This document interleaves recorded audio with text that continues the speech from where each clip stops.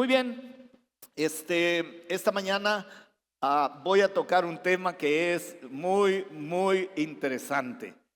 Si usted pensó que nunca le habían puesto un apodo, usted y yo tenemos un apodo o un sobrenombre que fue puesto hace un poquito menos de 2000 años atrás. Pero la verdad es que este nombre que aparece en la pantalla fue puesto como un apodo. En realidad fue una frase que se usó para menospreciar.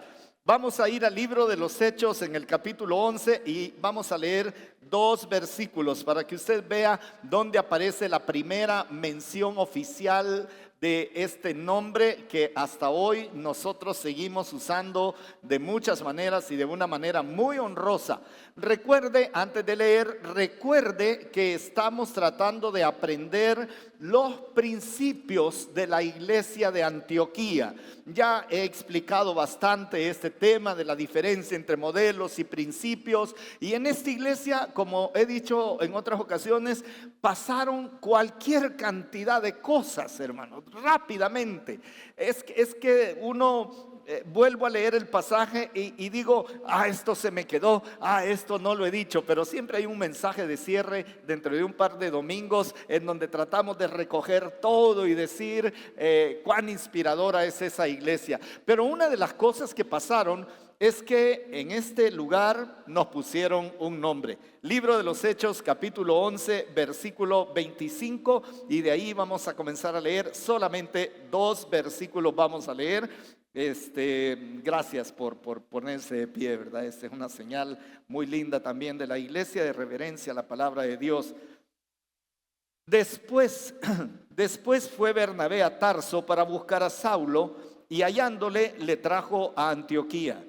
Y se congregaron allí todo un año con la iglesia y enseñaron a mucha gente. Y a los discípulos se les llamó cristianos por primera vez en Antioquía. Padre Santo, yo te ruego en el nombre de Jesús que esta mañana nos permitas captar, valorar y apropiarnos del enorme peso que tiene esta nominación, cristianos, que podamos entender por qué le llamaron así, por qué ha permanecido tanto tiempo y permanecerá este nombre también.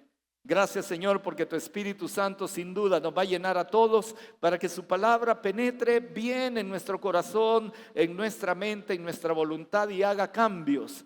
Y gracias también por permitirme a mí predicar tu palabra para edificar a la iglesia, Señor, y también para proclamar tu evangelio entre los que no te conocen. Gracias, Señor, en el nombre de nuestro Señor Jesucristo. Amén, Señor. Amén. Muy bien, hermanos, pueden sentarse. Muchísimas gracias. El versículo 26 dice de una manera pero muy particular: y a los discípulos se les llamó cristianos por primera vez en Antioquía. Si alguna vez usted se había preguntado de dónde viene esto de cristianos, pues hermanos, no viene de una organización, no viene de otra religión. Es que estos son los cristianos y estos los musulmanes o cualquier otro nos pusieron ese nombre. No es para nada, es un nombre religioso. Es mucho mejor que una segmentación por la fe que cada quien tiene y asignándole un nombre denominacional a un grupo. No, simplemente el pueblo les comenzó a llamar cristianos.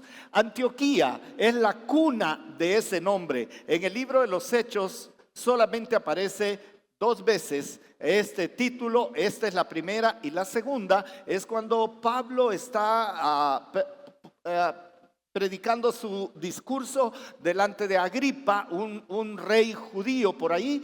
Y este hombre dice: Pablo, después de oír toda la argumentación, por poco me persuades a ser cristiano. Pero ahí había pasado bastante tiempo entre Antioquía y la historia de Agripa.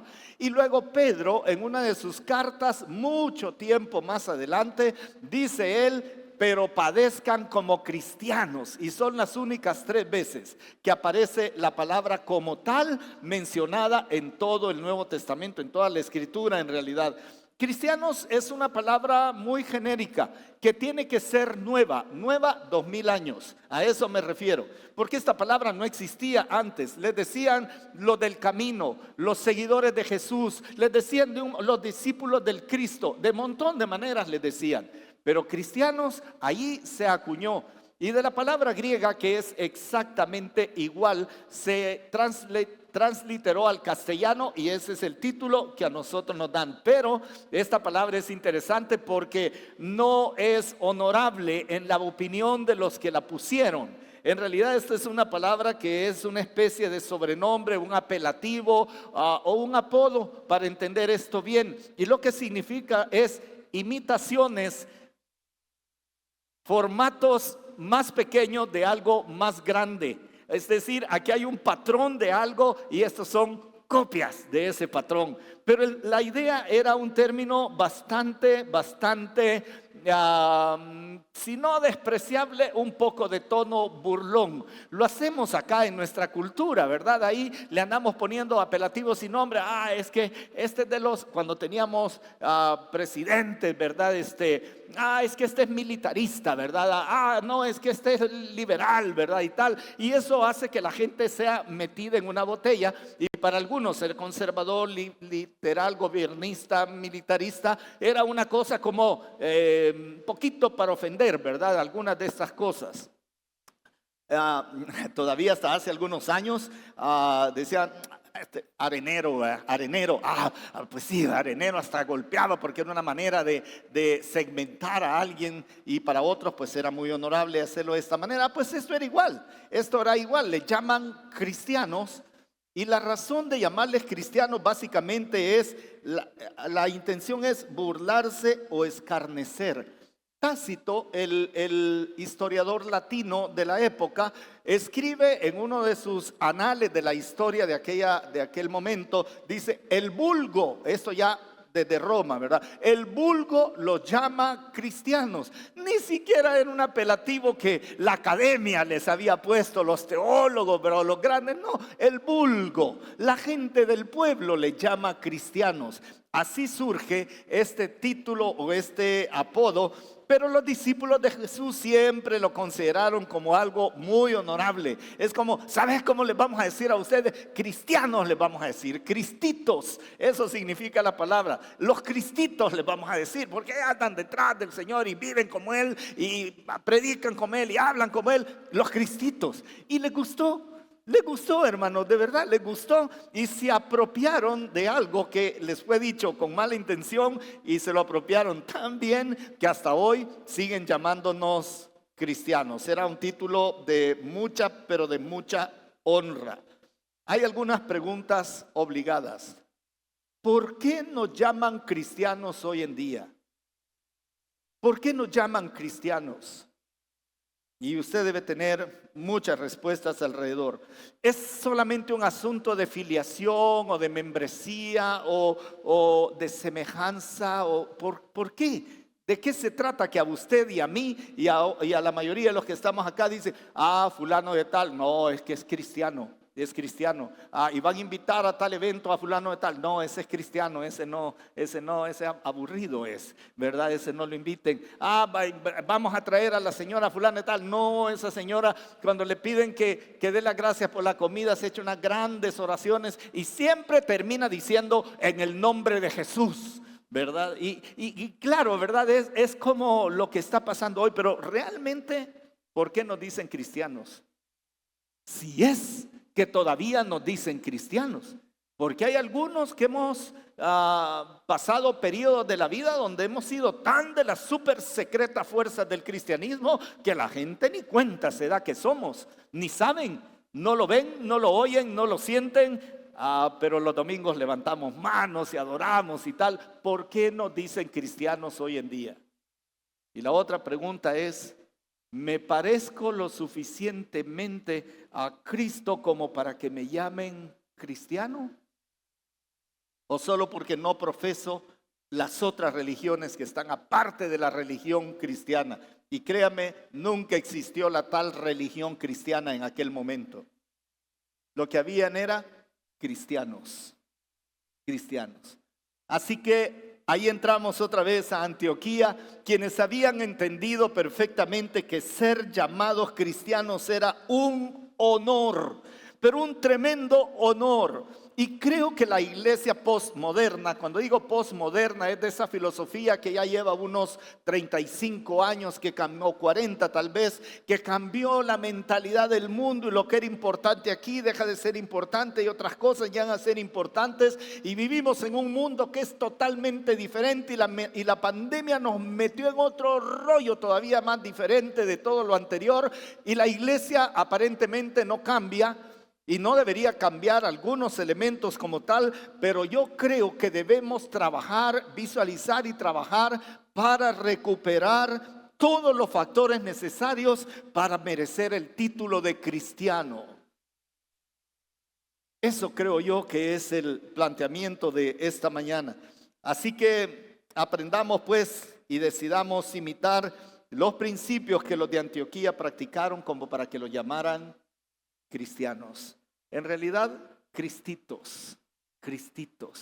Es como aquello de hijo de tigre sale rayado, ¿verdad? Es igualito. Cuando dicen que un niño se parece al papá, hijo de tigre, tigrillo, dicen, ¿verdad? Porque es tan igualito, pero tan igualito. Pues, ¿cuáles son los principios que esa gente practicó como para que le llamaran cristianos? Hay varias cosas que podemos visualizar que es obvio en la iglesia de Antioquía, pero vamos a ir a bastantes textos de la Biblia también para poderlos afianzar. La primera razón por los que le llamaban cristianos era por su fe. Ahora, yo ya sé que cuando pensamos en fe es esa capacidad que tenemos de creer que Dios puede hacer cosas maravillosas.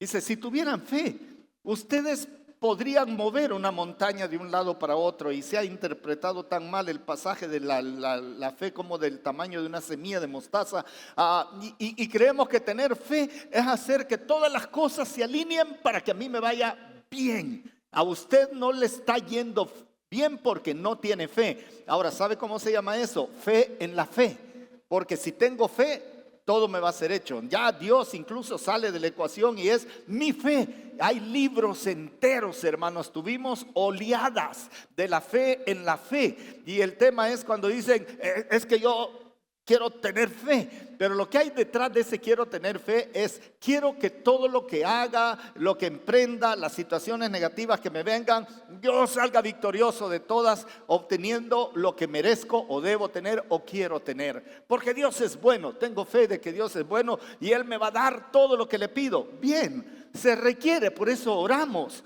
Yo le creo a Dios y tengo fe de que Él puede intervenir, y busco su voluntad y le ruego que intervenga en la vida, en la salud, en un matrimonio, en lo que sea. Yo no discuto mucho el tema, solo digo, no era exactamente solo eso cuando hablamos de fe.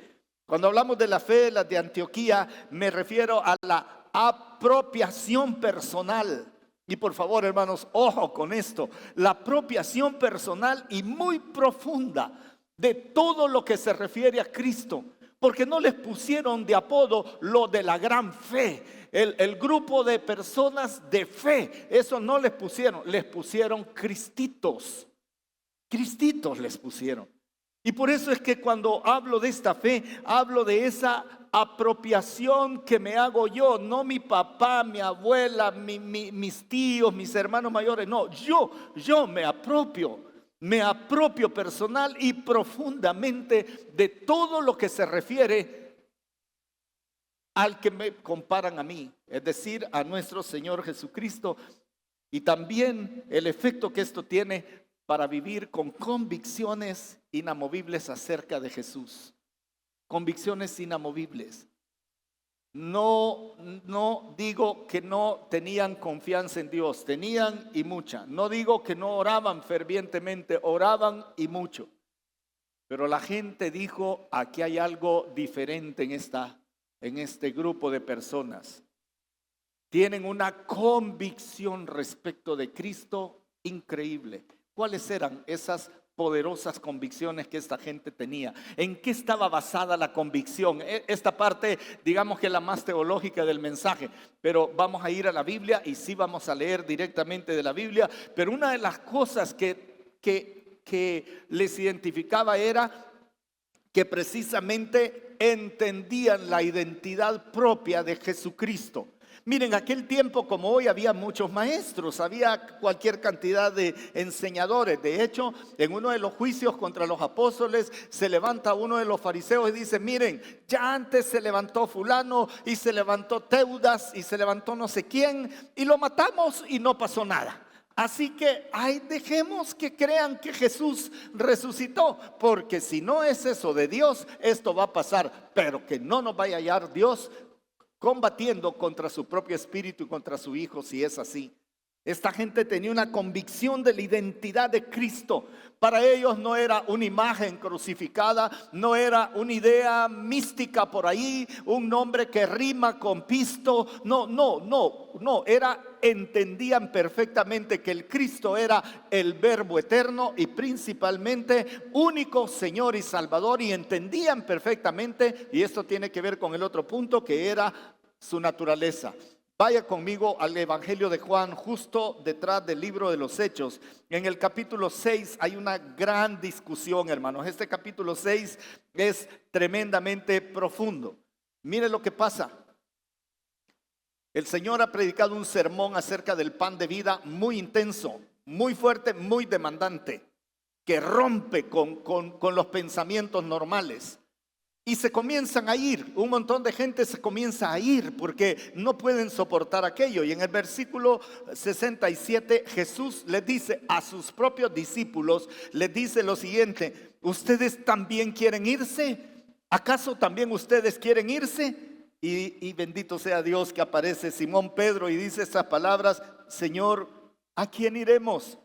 Tú tienes palabras de vida eterna. Y mire esto: y nosotros hemos creído y conocemos que tú eres el Cristo, el Hijo del Dios viviente. ¿Sabe por qué le llamaban cristianos? Porque no tenían dudas de la identidad de Jesucristo.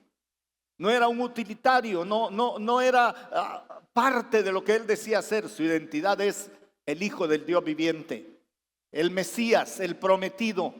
Y cuando dice el prometido Salvador, y cuando dice prometido Rey, ellos entendían que nadie más podía ocupar esa posición de Rey. Pues por eso lo llamaban cristitos, por su fe, pero lo llamaban así también por la naturaleza de Cristo que ellos comprendían y se apropiaban de ella. El texto ya lo vimos, dice claramente: el Hijo del Dios viviente. Esta frase, el Hijo, significa que tiene mismísima naturaleza que el Padre. Y Jesucristo lo dijo varias veces, hermanos. Él dijo: yo y el Padre, uno somos. Y dice: cuando estábamos juntos, Señor, cuando estábamos unidos, teníamos una unidad tan intensa que yo te pido que estos mis seguidores tengan esa misma unidad que tú y yo teníamos. Y Cristo se refiere al Padre en una composición administrativa, digamos, del Padre, el Hijo y el Espíritu Santo. Y entonces habla de la naturaleza divina de Cristo. Aunque a usted le parezca increíble, esto es lo que más se combate vez tras vez por años de historia. ¿Quién es el Cristo? ¿Cuál es su naturaleza? Esta gente estaba convencido de que la naturaleza de Cristo era la misma naturaleza del Padre, la misma. No había ninguna diferencia. Ahora mire las implicaciones de esto. Ellos sabían que Dios es santo. Y los querubines le cantaban: santo, santo, santo. La santidad absoluta de Dios, de tal manera que si se habla de Jesús, el Hijo de Dios, es santo, santo, santo. También los hebreos le decían el eterno, el eterno. Y hay un nombre para el eterno, el que era y el que es y el que será, el eterno.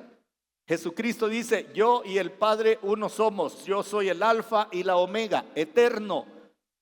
Y por otro lado, que esta parte es muy particular, dice que comparten el trono de gloria, pero el Verbo de Dios, el Hijo de Dios, es enviado en común acuerdo de la Trinidad para que se convierta en uno de nosotros.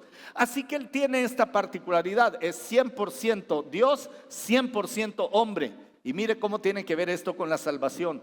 Solo pudo actuar como Salvador uno que fuera perfectamente santo, santo, santo. Y solo puede trabajar la vida eterna en favor nuestro uno que sea eterno.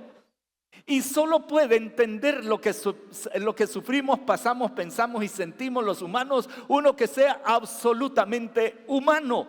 Así que cuando ellos decían, nosotros sabemos quién eres tú, el Verbo eterno, el Hijo del Dios viviente, están diciendo, nadie más puede ofrecer salvación, ni religión, ni persona, ni las buenas obras de los hombres. El único que puede hacerlo es el que tiene la misma naturaleza divina. El único, el único. Imagínense cómo pegaba esto, porque la gente decía, no, es que mi religión dice que si cumplís tal y tal y tal y tal, podés ser salvo. Entonces, ¿quién fue a la cruz? ¿La religión o Cristo? ¿Quién es eterna? ¿La religión o Cristo? ¿Quién es santo, santo, santo? ¿La religión o Cristo? Así que esta gente era conocida por su fe, porque entendían la naturaleza perfecta de Cristo. Y Pablo en la carta a los Colosenses, que si usted gusta lo puede buscar, hace una descripción maravillosa, pero maravillosa, de esta cualidad o perfección. No sé cómo le va a querer llamar usted, pero es una cosa increíble. Y en la carta de Pablo a los Filipenses, si lo tiene allí en la pantalla, hay una descripción maravillosa. Dice Pablo de él, dice de la siguiente manera: Él es la imagen del Dios invisible, el primogénito, y entienda por primogénito, principio, como principio generador de todo lo que existe. Y además dice, porque en Él fueron creadas todas las cosas, las que hay en los cielos, las que hay en la tierra, visibles e invisibles, sean tronos, dominios, principados, potestades. Todo fue creado por medio de Él y para Él. Y luego, y Él es antes de todas las cosas. No solamente en tiempo, es que en prioridad, es el eterno. Aparte en prioridad también. Y todas las cosas en Él subsisten. Y además, y aquí está, y Él es la cabeza del cuerpo, que es la iglesia, el que es el principio, el primogénito de entre todos los muertos, para que en todo tenga preeminencia, por cuanto agradó al Padre que en Él habitase toda plenitud. Hermanos, no creían en cualquier persona que parecía medio buena, medio bien intencionada o hacía cosas sorprendentes. Les decían cristitos porque creían estas cosas tan en contra, hermanos, de lo que todos los demás creían. ¿Qué cree nuestro mundo acerca de Cristo, hermanos? ¿Qué cree? Es tan poderoso como esto lo que la iglesia cristiana cree, como para que el mundo diga, les vamos a llamar cristitos porque conocen la identidad del que quieren imitar y entienden bien la naturaleza de esa persona. La iglesia cristiana ha sufrido mucho en esto y tenemos a veces en la mente un Cristo borroso, como solamente a trazo de lápiz, de carboncillo nada más. Y la iglesia puede ser que hayamos perdido en al punto la plenitud de la identidad y la naturaleza del Cristo, al cual imitamos. Así que para aquellos no creyentes, de Antioquía, no la iglesia, los no creyentes, los marinos, los vendedores de carne, la gente de las autoridades, la señora de las tortillas, de la tienda, toda la gente que vivía ahí, el que hacía las cuentas, el que cobraba impuestos, decía, cristitos, es que estos están convencidos de que ese tal Cristo es el Hijo de Dios y tiene la misma naturaleza de Dios y nadie lo saca de ahí. Nadie lo saca de ahí. Por eso le llamaban por su naturaleza. Pero también le llamaban cristitos porque ellos entendían bien cuál había sido la propuesta de Cristo. Y por favor vaya otra vez conmigo al Evangelio de Juan en el capítulo 3, versículo 36. Está hablando el Señor Jesucristo. Y me encanta esta porción, yo la uso mucho cuando comparto el Evangelio porque siento que si no lo comparto le rebajo al Evangelio. Pero dice, el que cree en el Hijo tiene la vida eterna. Pero el que rehúsa creer en el Hijo no verá la vida, sino que la ira de Dios está sobre él. Tremendo. Esta gente estaba convencido y como dijo Jesús, el que no es conmigo, desparrama. Y en Mateo capítulo 7, un poquito más atrás, no pierde el dedito de Juan, pero en Mateo capítulo 7 también hay una porción que golpea, porque la propuesta de Cristo golpea. Ya voy a hablar un poquito de esto, pero en Mateo capítulo 7, al final del Sermón del Monte, me encanta esta perspectiva de Cristo respecto de su propuesta. Su propuesta no es barata, no es tirada al piso, no es conveniente, ni siquiera es conveniente. Pero en el final del sermón, en esos versículos cerca del final, versículo 21 y 23 del capítulo 7, dice: no todo el que me dice Señor, Señor, no todo el que me dice Señor, Señor entrará en el reino de los cielos, sino el que hace la voluntad de mi Padre que está en los cielos. Muchos me dirán en aquel día: Señor, Señor, no profetizamos en tu nombre, y en tu nombre echamos fuera demonios, y en tu nombre hicimos muchos milagros. Entonces yo les declararé: nunca os conocí. Nunca os conocí. Y un poquito más adelante hay otra conversación para que vean la propuesta de él. Mateo capítulo 12, versículo 30. Es parte de esa propuesta. El que no es conmigo, contra mí es. Y el que conmigo no recoge, desparrama. Esta gente entendía bien cuál era la propuesta con Jesús. Con Jesús es todo o nada. No hay grises. No hay, venga a Cristo, Él le va a librar de todos sus problemas, lo cual puede ser verdad o puede ser que me meten más problemas, hermanos, en serio. Él les dijo a sus discípulos: si a mí me han perseguido y me han maltratado, ¿cómo no los van a perseguir a ustedes y los van a maltratar? Porque el discípulo no es mayor que su maestro. A ustedes les va a pasar eso. Miren, los van a echar de las sinagogas. Sus familiares van a creer que si los matan le hacen un bien a Dios. Ustedes van a padecer porque yo padecí. Es decir, si alguien predicó que Cristo es la solución a todos sus problemas, permítame decirle que solamente le va a resolver algunos problemas y otros Él nos va a meter en problemas porque vivimos en un mundo al cual no pertenecemos. Y la propuesta de Cristo era así, radical: o estás conmigo o estás contra mí. O estás conmigo recogiendo desparramás, o tenés la vida eterna conmigo, o estás bajo la condenación del Padre. No, por eso, el cristianismo se llenó tanto de números de personas que levantaron su mano en lugares públicos, conversiones masivas, 50% de cristianos en El Salvador evangélicos. Porque hoy ya le ponen cristiano evangélico, cristiano católico, cristiano de otras religiones. 48% la última encuesta. Pero no estoy tan seguro que toda esa multitud entendió la naturaleza y la identidad de Cristo y la propuesta de Cristo. O gobierna o no es el Señor. Aunque le digan Señor, Señor, no los conozco, va a decir él al final. Esa es la propuesta de Cristo. Por eso le decían cristitos, porque decían: estos de plano están pero súper convencidos de eso. Y dicen que su maestro les enseñó que o eran con él o eran contra él. Pues sus promesas, hermanos. Esto los hacía notables en un mundo que ya no cree en nada, en un mundo que no tiene esperanza, en un mundo que de aquella época que había que convencer como a 40 dioses, 20 semidioses, las mujeres de los semidioses, que el mismo nombre del dios griego era el latino, el mismo Dios con otro nombre, que ese Dios descendía y se metía con un humano y generaba un semidios. Y había una cosa tremenda, que había templos que los manejaban prostitutas, que vendían la carne del sacrificio, y después es que somos muy de mentalidad abierta, aquí que venga cualquiera a predicar, pero la gente seguía quedándose sin esperanza porque nunca podía estar seguro que había una propuesta de los dioses que les satisfaciera.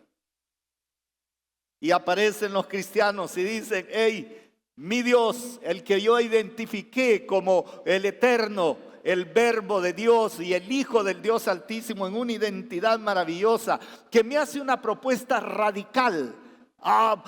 Pastor, no diga la palabra radical, la gente no se convierte cuando usa la palabra radical. Pues mejor no los engaño, hermanos. Pero no hay cristianismo no radical.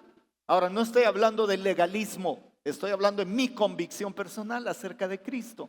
Pero mire las promesas, porque la gente los identificaba. Decía, pero miren, esos cristitos, todo le creen a Cristo, lo que Él les ha prometido. Y en capítulo 10 del Evangelio de Juan, versículo 27, dice, mis ovejas oyen mi voz y yo las conozco. Me encanta esto. Y yo las conozco y me siguen. Y yo les doy vida eterna. Y no perecerán jamás, ni nadie las arrebatará de mi mano. Mi Padre que me las dio es mayor que todos y nadie las puede arrebatar de la mano de mi Padre. Y yo y el Padre, uno somos. Me encanta la promesa. Ellos estaban convencidos que pasara lo que pasara, estaban en el hueco de la mano de nuestro Señor Jesucristo, quien le garantizaba la vida eterna y que nada nos podía acontecer si el Padre no lo permitía.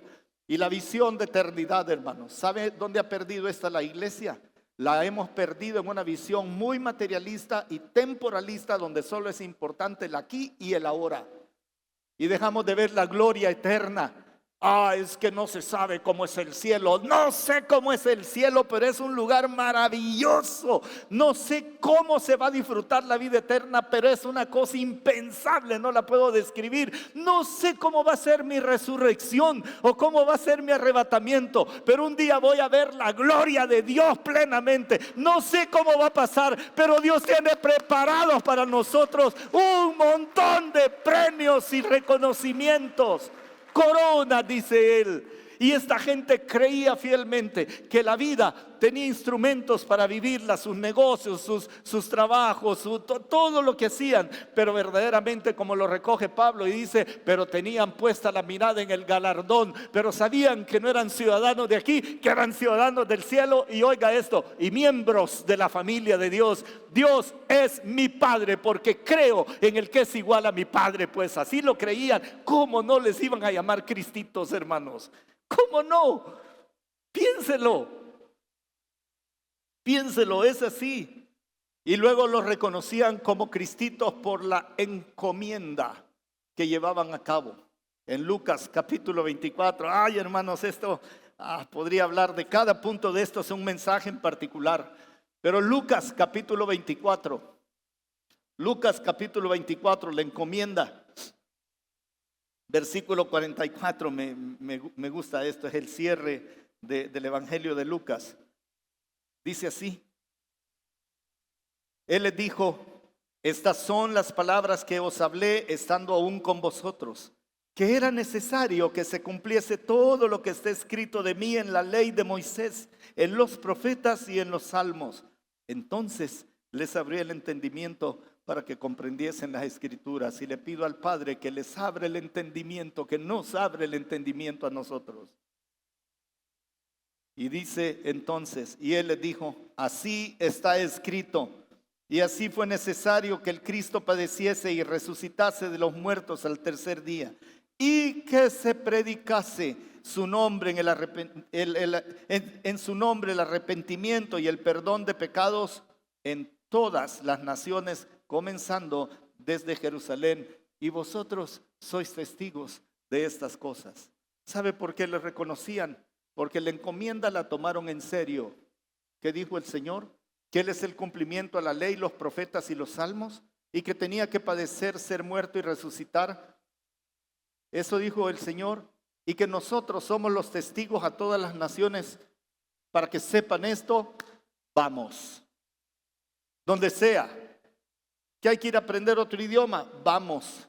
Que no sé cómo vamos a vivir, vamos. Que nos pueden matar ahí, de hecho los mataron, vamos.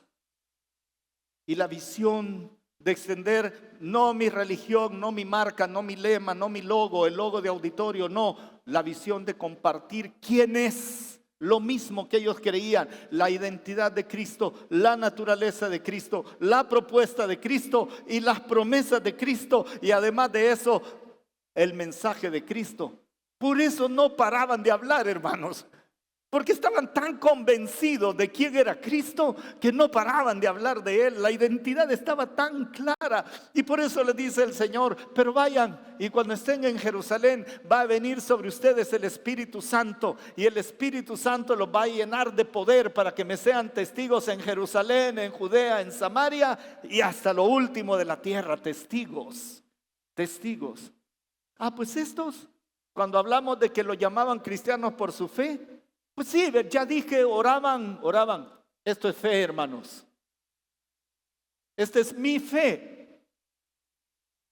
Esta debe ser la fe de la iglesia, como para merecer el título de iglesia cristiana. No los programas, no un montón de cosas que tenemos que hacer, no la comodidad de todo esto. No eran reconocidos, sino en primer lugar por su fe. Les dije, esta es la parte más teológica y la pregunta obligada en este punto es, ¿por qué nos reconocen como cristianos hoy en día? Porque este cristiano se congrega en una iglesia, o le pasa a uno, me pasa a mí, dice, por teléfono, ¿verdad? Por teléfono. Buenos días, ¿puedo hablar con el señor Germán Castro? Sí. Quiero decirle que esta llamada por motivos de seguridad será grabada. Quiero decirle que debido a su buen uso de la tarjeta de crédito tal y tal, se le ha concedido un monto de $14,000 para que lo retire sin ningún cargo, sin comisión, solo me da su nombre y aquí tenemos su número de cuenta y la tarjeta que va a estar siendo cargada con esto. Prácticamente es un aumento de su saldo y además de eso usted tiene tasa cero y 30 o 60 días para pagar esto completamente. Si no lo pagara, se lo vamos a mandar al plazo que usted decida, pero con el interés de la tarjeta de crédito, que es 48%. Y no, fíjese que no tengo necesidad de dinero. Yo soy rico. No tengo necesidad de dinero. Y yo por dentro, ¡ay, cómo me caerían de bien esas 14,000 lucas, ¿verdad? Y dices, no, muchas gracias. Bueno, ¿cómo no, señor Castro? Ya tiene el sticker para entrar en los parqueos y ya tiene tal cosa y ya puso sus recibos para pagarlos y me echan un gran rollo, hermano. Al final le digo, no, muchísimas gracias, señorita, que Dios la bendiga. Amén, Dios lo bendiga a usted también. ¿Usted se congrega? Sí, yo soy cristiana evangélica y me congrego en tal parte. Amén, yo también soy pastor de una iglesia. Dios le bendiga. No me conoce, no sabe si soy un gran pícaro, no sabe si estoy más endeudado que ya sé que no me van a dar el pisto, no sabe nada. Pero soy cristiano porque me congrego. Ojo, esta gente eran cristianos porque su fe, no solamente en las cosas que le pedía al Señor, su vida estaba marcada por esto. Pero en segundo lugar, yo le dije, esta es la parte más larga, esta puede ser muy corta, pero la segunda parte es, lo llamaban cristianos por su estilo de vivir, hermanos. Y lo llamaron cristianos por primera vez allí en Antioquía. Y hay tres cosas que ellos hacían en el estilo de vivir.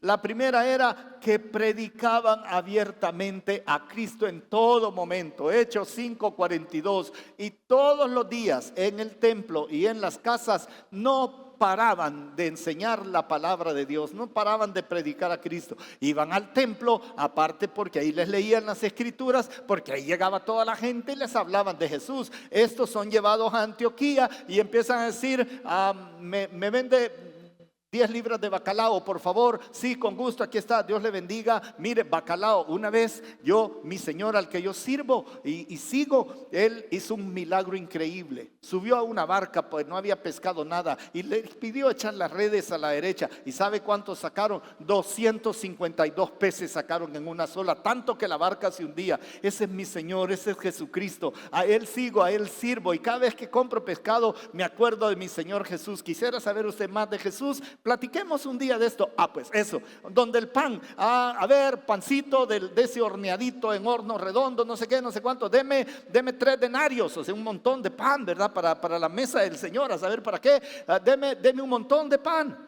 Dice, aquí está, démelo encargado. Le quiero contar una historia. El Señor una vez, mi Señor Jesucristo, el Hijo del Dios viviente, por quien todo fue creado y a quien yo sirvo y sigo porque Él me ha prometido perdón de pecado, vida eterna y una vida diferente, dijo que Él era el pan de vida, el único que podía satisfacer el hambre espiritual, emocional y hasta física de una persona. Cuando quiera le platico más de Jesús, mi Señor. Y luego se iba donde el del vino. Porque tomaban vino, hermanos. Yo nací en el siglo equivocado, hermanos, ¿verdad? Creo yo.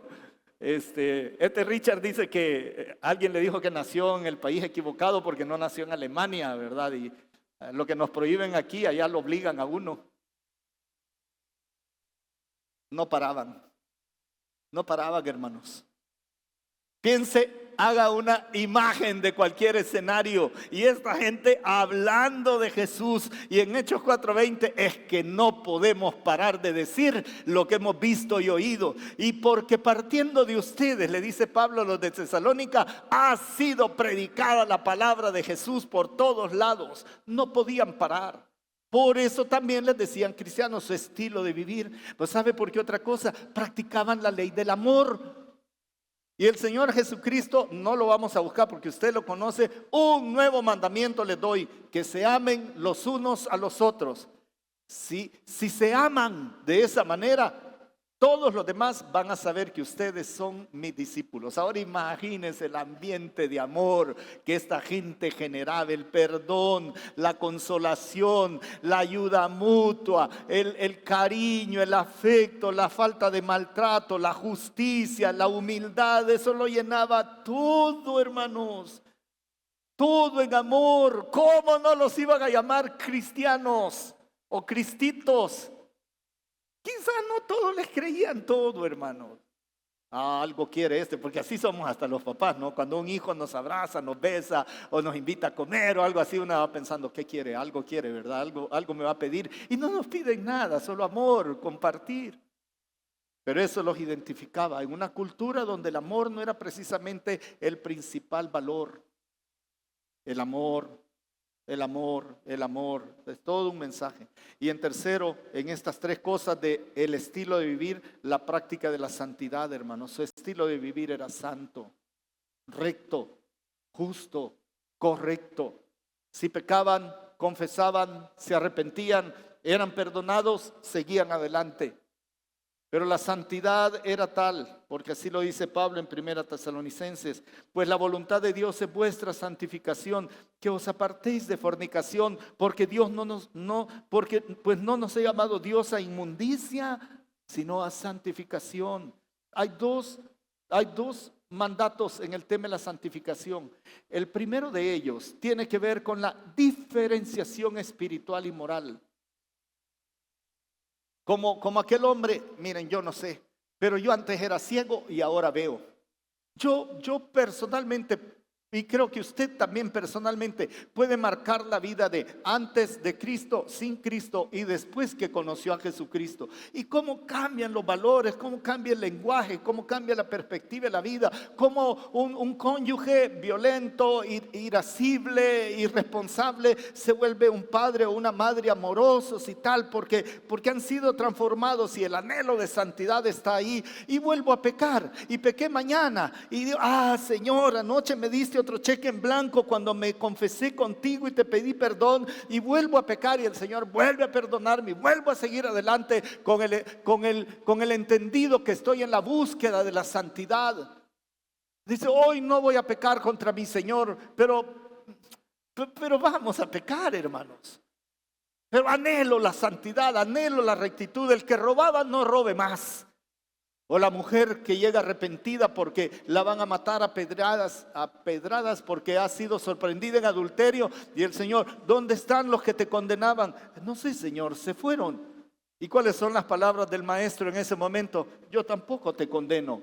Vete. ¿Y cuál es la última frase, hermanos? Y no peques más, porque hay un sentido de diferenciación. No somos iguales. Yo no me puedo parecer más al mundo que a Cristo, hermanos. Yo no puedo negociar con el mundo, así que, para no caer mal, para no hacer la nota discordante, voy a hacer esto, voy a usar este lenguaje, voy a hacer aquello.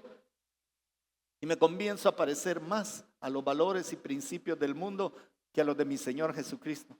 A esos los reconocían por la diferenciación espiritual y moral.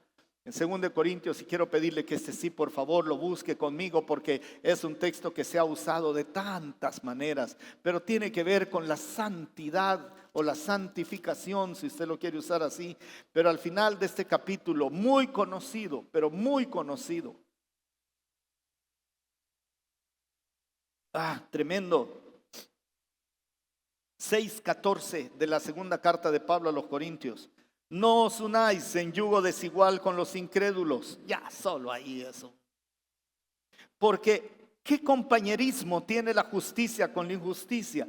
¿Qué comunión tiene la luz con las tinieblas? ¿Qué concordia Cristo con Belial, que es un título para Satanás? ¿O qué parte el creyente con el incrédulo? ¿Y qué acuerdo hay entre el templo de Dios y los ídolos? Yo soy el templo de Dios, soy templo, así dice Pablo. Somos templo del Espíritu Santo. Yo decido qué le meto a mi templo. Yo decido. Dice, mi templo tiene que ser un lugar limpio para la morada del Espíritu. Mi cuerpo tiene que ser un templo limpio para la morada del Espíritu Santo. Porque vosotros sois el templo del Dios viviente. Como Dios dijo, habitaré y andaré entre ellos. Las cosas que yo no haría porque Dios anda entre mí y mi familia. O las cosas que yo haría en santidad porque Él anda conmigo. Y ellos serán mi pueblo. Por lo cual, y miren esto cómo comienza. Salid de en medio de ellos y apartaos. Concepto de santidad. No tenga miedo a apartarse de lo que tiene que apartarse, hermano. No tenga miedo. Si hay que dejar un vicio, si hay que dejar una mala costumbre, si hay que apartarse de los que le incitan a eso, si hay que apartarse de un amante o una amante, de lo que haya que apartarse, de mi carácter, de la cultura de mis ancestros, de lo que haya que apartarse, el Señor dice, apártense, dice el Señor, y no toquen lo inmundo, y yo los recibiré. Y seré para vosotros por padre, y vosotros me seréis hijos e hijas, dice el Señor Todopoderoso. Así que, amados, qué tierno, ¿verdad? Así que, amados, puesto que tenemos tales promesas, limpiémonos de toda contaminación de carne y de espíritu, perfeccionando la santidad en el temor de Dios. ¿Sabe qué ha perdido la iglesia posmoderna? El temor de Dios. Porque ridiculizamos la idea de un Dios bonachón, buena gente, buena onda, como se dice por algunos lugares, y nos imaginamos a un Dios que me va a ver y solo le digo, disculpa, Señor, disculpa. Y dice la Biblia, nuestro Dios es fuego consumidor. Y dice Pablo claramente que algún día nos presentaremos en el tribunal de Cristo para que cada uno reciba conforme haya hecho. No está hablando de la salvación, está hablando de un tribunal, de una rendición de cuentas, por decirlo de alguna manera. Pensamos que podemos pecar abiertamente y que Dios siempre va a estar buena onda o que ni cuenta se va a dar. Y ahí es donde nuestro sistema de valores, nuestras decisiones trascendentales de la vida se van volviendo cada vez menos santas. Más cool, más suaves de llevar, menos santas. No eran así aquellos hombres y mujeres. Los reconocían por su santidad diferencial.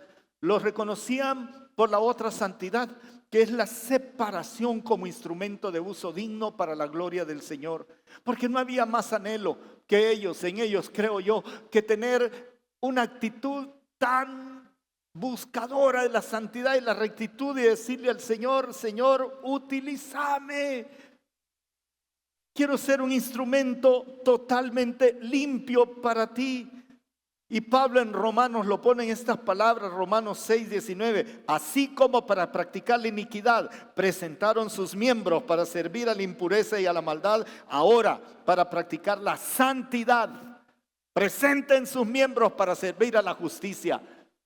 Todo lo que soy, hermano, lo que usted es, Mi cuerpo, mi mente, mis sentimientos, mis habilidades, mi talento, mis errores, mi historia, todo es útil para la gloria de Dios, hermanos. Cuando tomo la decisión de en santidad apartarme como un instrumento de uso digno, y no puedo estar en un uso que es digno para la gloria del Señor con una vida de inmundicia o de suciedad, y mejor tome un break. Uno debe tomar un break. Dice, Señor, perdóname. Porque a eso pues le llamamos hipocresía, ¿no es cierto? Pues por eso lo reconocían, un estilo de vivir que buscaba la santidad. Y en tercero y último lugar, sí, tengo tiempo. Además, solo una vez a la semana los veo a muchos de ustedes, hermanos. O sea, zóquela. Lo llamaban cristianos por su fanatismo. No, pastor, hoy sí la regaste. Hoy sí, pastor, aquí sí no. Yo fanático no soy. No soy. Yo sé, cuando voy al estadio y está cantando la ultra, yo al otro lado estoy cantando, en otro lado del estadio estoy cantando y estoy bailando, y de repente me doy cuenta que hay 2, 3 canciones de la ultra que dicen cosas que no debería ni siquiera de pensar. Una vez estábamos con José Sigüenza viendo la Aliancita y empezaron a cantar un canto, y su hijo mayor estaba pequeño, tendría unos 10 años, y estaban cantando una cosa, hermanos, que fanáticos, ¿verdad? Y le pregunta a José David, a José, su papá, dice, papi, ¿qué es lo que están diciendo? O sea, él ya había oído, pero no entendía. Y José le dijo, nada, hijo, deme 2 chicharras, por favor, aquí para desviar la atención del otro. Deme un sorbete, mantenerlo comiendo y masticando para que ya no hiere el pobre José David. Y todo el estadio, ¿verdad? Diciendo, los del FAS, no sé qué, ¿verdad? Tremendo. Fanáticos. Así quisiera ser de fanático con respecto a Cristo comparado con eso, hermano. En serio, eran fanáticos. La Real Academia dice que fanatismo es apasionamiento, entusiasmo, fervor, fogosidad, intolerancia a cualquier cosa en contra de lo que yo creo, intransigencia si quiere, y obstinación, para darle todos los significados. Pero mire los primeros 4, hermanos. ¿Quiere o no quiere ser fanático, pues?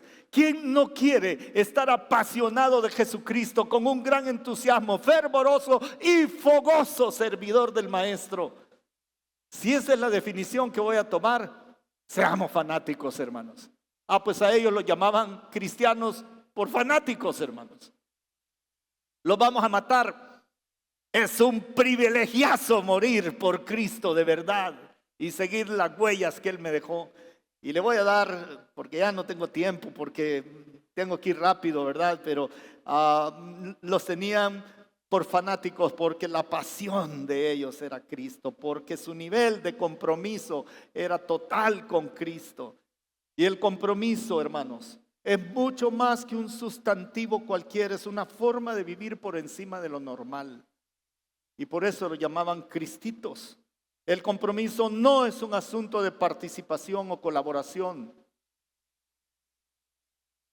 A veces uno en la vida cristiana llega, no, yo puedo colaborar, pero no me gusta meterme tanto. Y tenemos una excusa que suena a veces, suena humilde, pero no es que a mí no me gusta la primera fila, no me gusta estar en primera línea.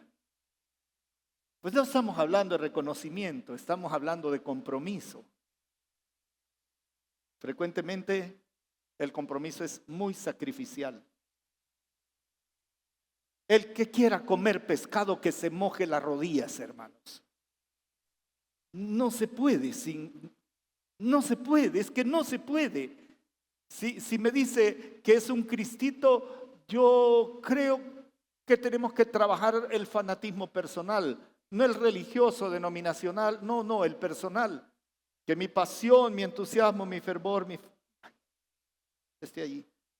Le doy 4 puntitos súper rápidos. Tómele una foto a la pantalla. Más tarde va a estar toda la presentación. Pero para que tenga como algunos indicadores del fanatismo por Cristo. Y estas son las cosas que pueden sacar de contexto en las redes, ¿verdad? El Germán está diciendo que son fanáticos. Sí, somos fanáticos por Cristo. Deberíamos de ser fanáticos por Cristo. Y le doy algunas cositas. Miren.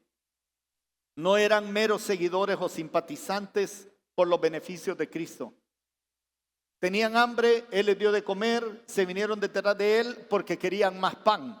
Y el Señor les dice claramente, ustedes están detrás de mí porque quieren tener pan. Pero yo les estoy hablando de este pan, no de aquel pan. Ni los discípulos entendían. Pero ¿cuánta gente hay por el mundo que anda detrás de Cristo por los beneficios que espera o quiere recibir de Cristo? Y de ahí la teología de la prosperidad, la teología del no sé qué y la teología del no sé cuánto. Ellos no eran simpatizantes ni seguidores por los beneficios materiales o no de Cristo, aunque el Señor me ha resuelto 40,000 cosas, hermano. Emocionalmente ha dado paz a mi corazón. Cuando vienen momentos de prueba nos da un sentido de confianza. Tenemos muchos beneficios, pero hay algunos que solo quieren algunos beneficios sin compromiso. No eran cómodos espectadores. Mejor no hago esto. No eran cómodos espectadores, no.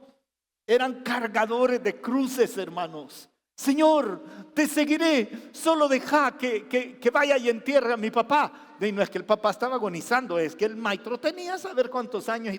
Y Señor, yo te voy a seguir, pero yo voy a ir, pero déjame recorrer una finca que he comprado. Señor, yo sí, pero en realidad tengo que ir a probar unos bueyes. Y el Señor dice, ninguno que poniendo su mano en el arado mira hacia atrás es digno de mí.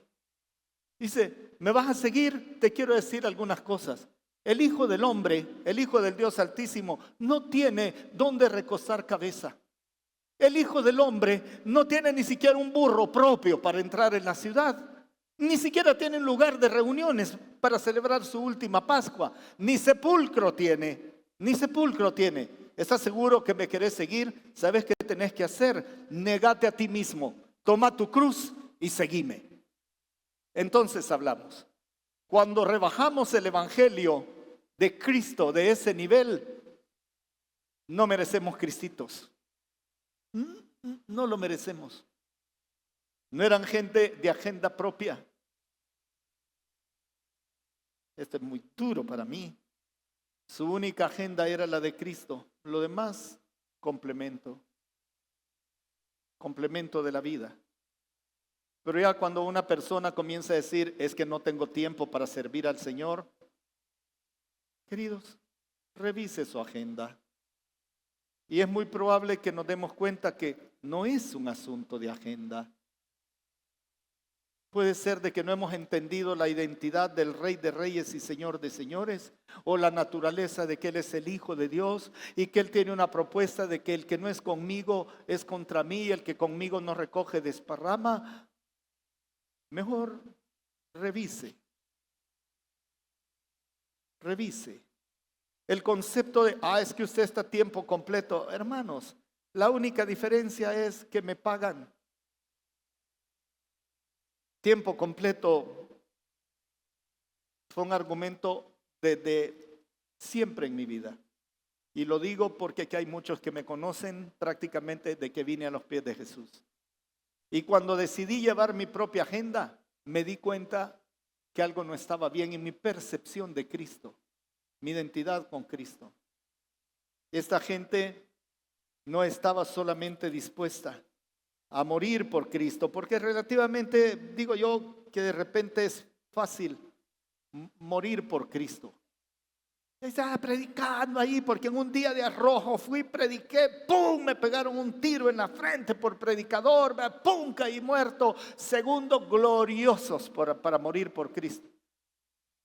Pero el desafío que aprendí en mi vida bien joven fue, sí, morir por Cristo es una gran cosa, pero vivir por Cristo es otro tema, hermanos. De verdad, es otro tema. Es que el otro es un segundo en la vida. O a lo mejor me van a garrotear, me van a meter preso y me van a terminar matando, envenenando, cortando la cabeza. A saber, no sé ni qué, no lo sé. Pero al final son periodos rápidos. Pero vivir por Cristo puede significar 60 años de mi vida. Híjole. Si conocí 60 más 19, 79, pues no. 70 años de mi vida. Es que si no me muero cuando tenga 79. Pero mejor 10 años más. Aunque me da miedo pedirle al Señor que me dé más vida de la que Él ya planeó, porque uno hace burradas cuando tiene más vida, ¿verdad? Y vamos a hablar de esto en agosto. Una vida entera vivida para Cristo es otro tema. Morir por Cristo, súper, hermanos. Creo que por eso morían cantando aquellos allá en los circos. A las cuantas mordidas de un león se muere un humano.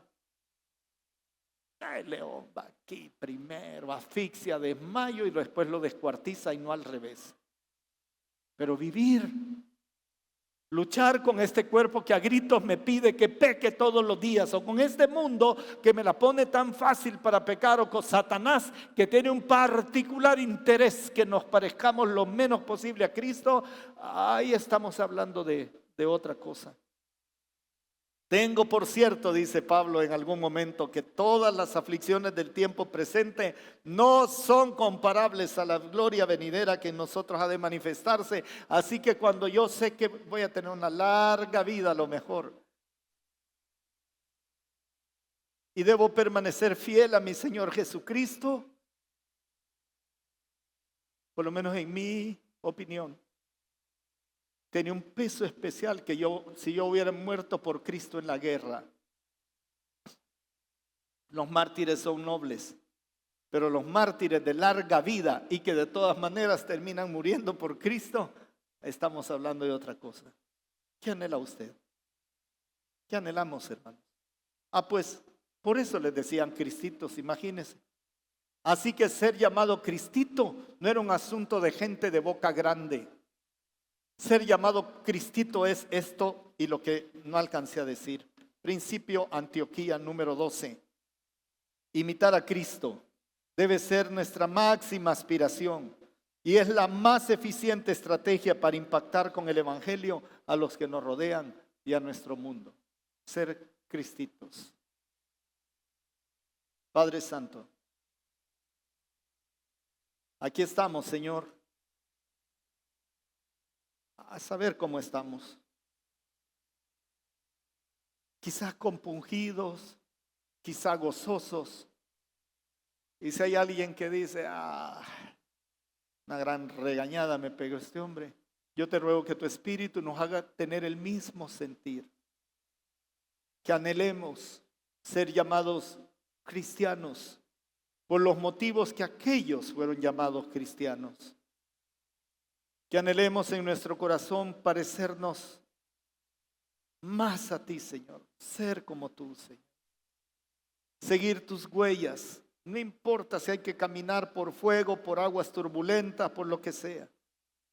Si tenemos la gloria de morir por tu nombre, danos, Señor, el privilegio de vivir en tu nombre, Señor.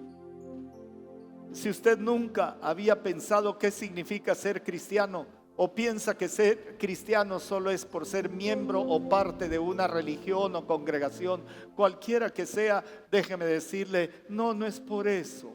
Es porque usted ha reconocido quién es Jesucristo, la propuesta de Jesucristo, las promesas de Jesucristo y la pasión por Jesucristo. Esta mañana no voy a invitar a nadie a recibir a Cristo. Esta mañana voy a invitar a que considere usted si viviera en el siglo I, ¿sería llamado cristito o cristiano o no? Si no, sería llamado cristiano porque no está en este perfil. Dígale esta mañana ya al Señor Jesús, perdóname, Señor, no había entendido. Y no importa si es una restauración de sus conceptos de Cristo o si es el deseo de entregarse a Jesús para que Él sea su Señor, pero dígale al Señor que hoy usted se entrega a Él y pídale que lo reciba.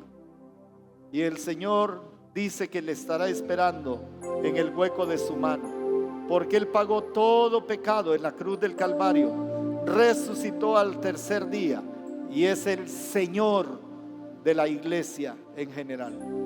Esta mañana usted le puede decir: me arrepiento, recíbeme, Señor. Quiero ser llamado Cristito. Si hay alguien esta mañana, no importa si tiene 2 días de venir a 2 domingos de venir a esta iglesia o tiene 40 años, y usted cree que no ha sido un cristiano esencialmente, póngase de pie. Yo voy a orar por usted. Tengo mis ojos cerrados.